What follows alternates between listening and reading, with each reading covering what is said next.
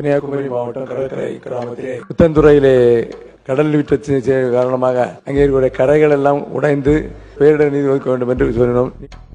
கன்னியாகுமரி மாவட்டத்தில் கடல் அரிப்பு அப்படிங்கிறது பல ஆண்டுகளாக நடந்து கொண்டு தான் இருக்குது. கடைசியாக புத்தந்துறையில் வீடுகள்லாம் சேதமாகி 3 மாதம் ஆச்சுது.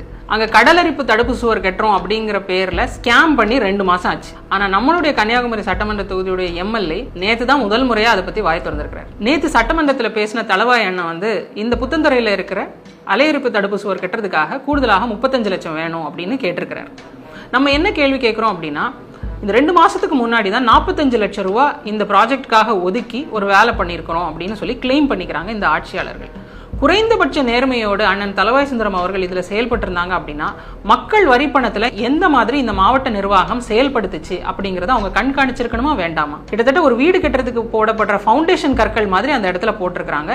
மக்களுக்கு அது எந்த விதத்திலையுமே பிரயோஜனம் இல்லாத ஒரு ப்ராஜெக்டா தான் அது இருக்குது. 45 லட்ச ரூபா வரி பணமும் வேஸ்டா போச்சு. கூடுதலா நீங்க 35 லட்சம் ரூபாய் பணத்தை எதுக்காக கேக்குறீங்க? இந்த 35 லட்சம் ரூபாயில அலையரிப்பு தடுப்பு சுவர்கள் முழுசா கட்டி அந்த கிராமத்தை நீங்க பாதுகாத்துருவீங்களா?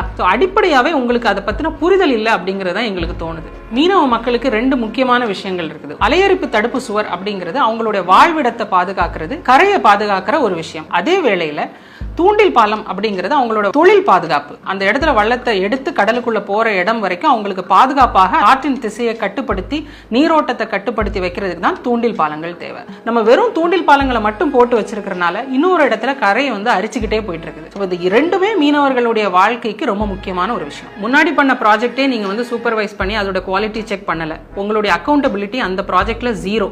இப்ப கூடுதலா 35 லட்சம் ரூபாய் கேக்குறீங்க. எதுக்காக கேக்குறீங்க? இது வெறும் ஓட் பேங்க் பாலிடிக்ஸ்க்காக கேக்குறீங்க? புத்தந்துறை மக்களுடைய வாக்குகளுக்காக நீங்க கேக்குறீங்களா?